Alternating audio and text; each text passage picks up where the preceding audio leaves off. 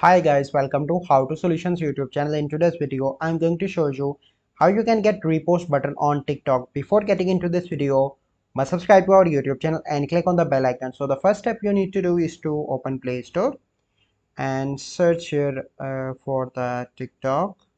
And if there is an update, you simply need to update your TikTok application. Once you've done that, you simply need to go into the settings and go into the app management, and then you need to go into the app list and search here for the TikTok, and then you need to click on storage and cache. And the first step, you need to clear cache and then you need to clear storage.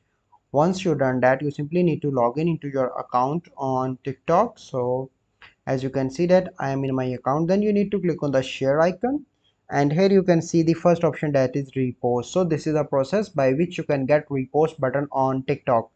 I hope you find this video helpful. If you find this video helpful, must like this video, subscribe to our YouTube channel for future videos. We'll see you in the next video. Thank you. Have a good day.